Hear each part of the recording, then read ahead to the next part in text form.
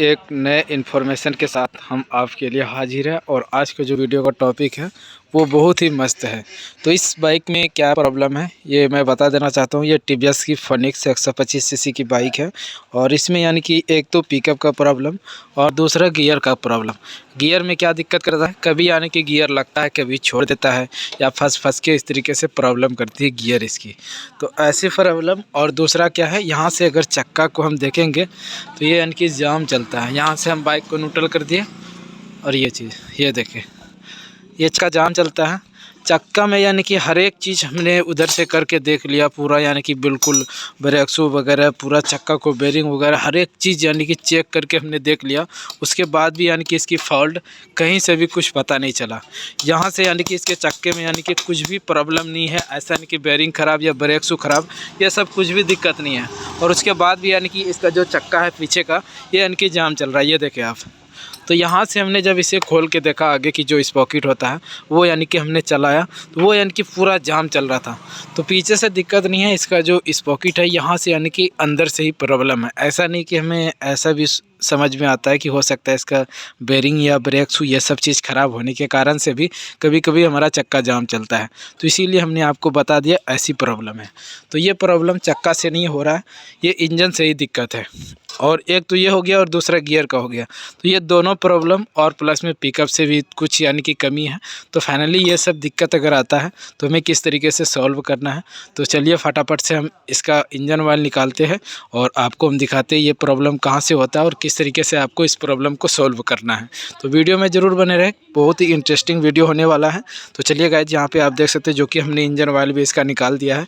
और चलिए हम क्लच साइड से क्लच खोलते हैं और उसके बाद आपको दिखाते हैं। ऐसा नहीं कि हमारा क्लच सेंटर या हब से दिक्कत होता है, ये प्रॉब्लम ही कुछ अलग है और अलग तरीके से हमें ख़त्म करना होता है। तो चलिए हम फटाफट से खोलते हैं और आपको दिखाते हैं, वीडियो में ज़रूर बने रहे।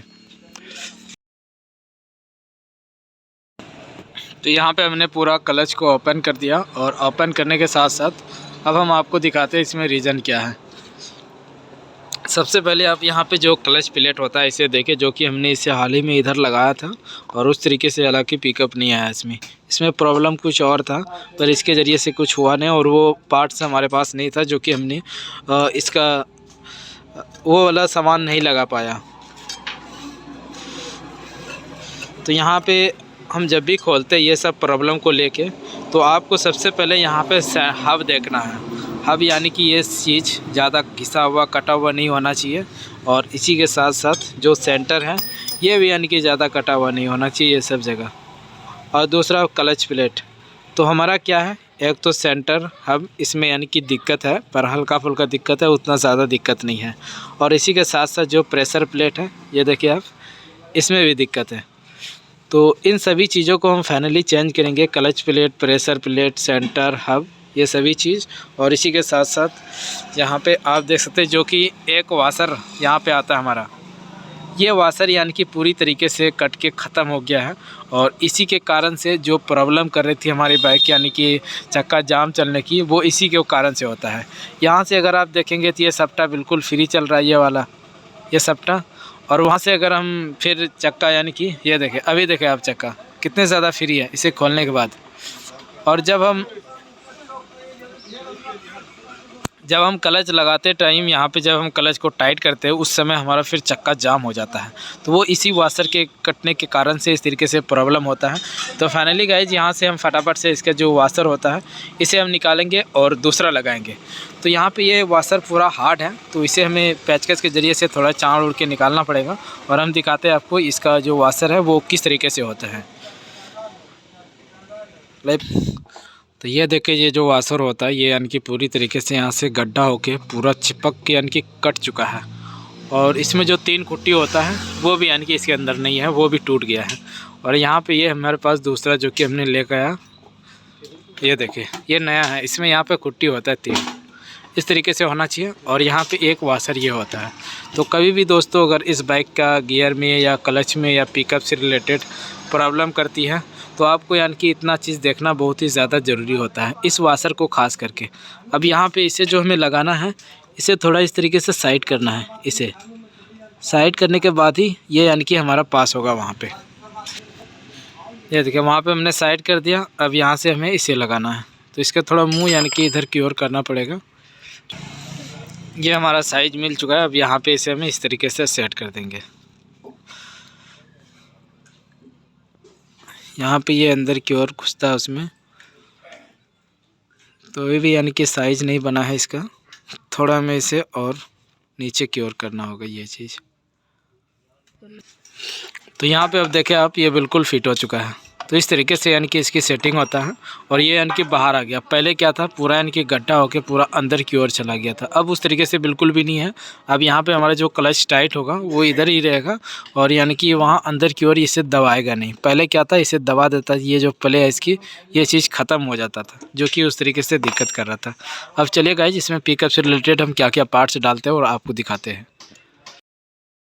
चार्जिंग है ये चीज़, इसका प्ले आपको चेक करना है। इसमें ज़्यादा प्ले नहीं होना चाहिए इसके अंदर। फिर इसे यहाँ पे हमें इस तरीके से लगा देना है। इसे सेटिंग पे बैठा के, अभी ये बैठा नहीं है।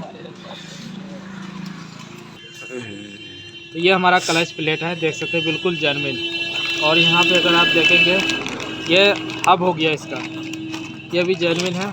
और यहाँ पे ये सेंटर हो गया और ये प्रेशर प्लेट हो गया। स्टार सिटी प्लस या टीवीएस फोनिक्स, ये दोनों सेम ही लगता है। तो यहाँ पे आपको हम सबसे पहले प्रेशर प्लेट दिखाते हैं। ये देखिए प्रेशर प्लेट। अगर हमारी बाइक ज़्यादा दिन चल जाता है, ज़्यादा दिन चलने के कारण से हमें प्रेशर प्लेट को भी चेंज कर देना है।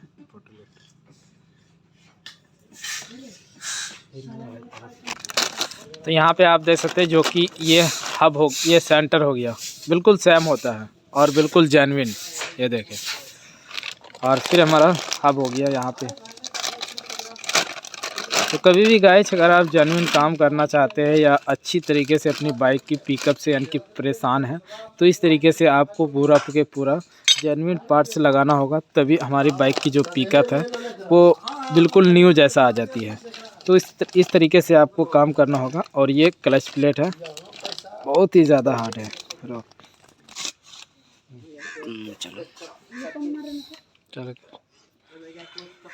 तो ये क्लच प्लेट FCC ब्रांड का इसमें आता है, जो कि ये पूरा जेन्युइन होता है, ओरिजिनल। ये देखें, clutch plate, center, hub, pressure plate, इन सभी पार्ट्स को हम अभी इसमें इंस्टॉल करेंगे। फोटो ले।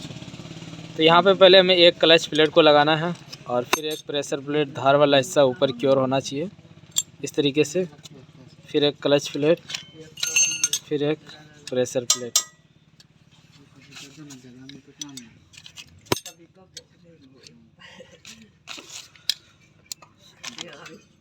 यहाँ पे एक बिंदी होता है और एक बिंदी इसमें होता है। देखें, इसमें नहीं है बिंदी, तो इसे हमें यहाँ पे बिंदी दिया। देखें,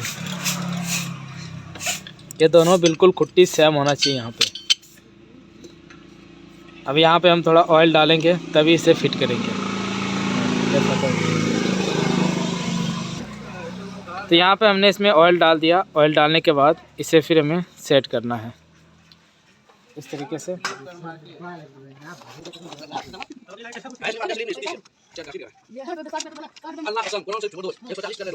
पहले क्या था, यहाँ पे जब हम इसमें वाशर लगाते थे, ये जगह मेरा ऊपर बहुत ही ज़्यादा आ रहा था और उस तरीके से ये इनकी टाइट नहीं हो रहा था, जो कि ये हल्का बाहर आना चाहिए इससे। अब बिल्कुल ठीक ठाक है। तो चलिए अब हम इसे सेट करते हैं और हम हर एक चीज़ लगा के फिर आपको वीडियो के अंदर दिखाते हैं।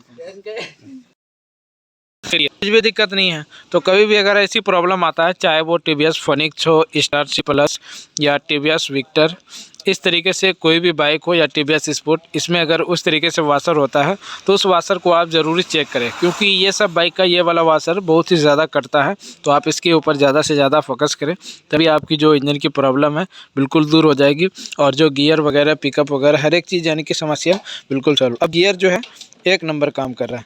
तो हर एक चीज़, चलिए अब इसी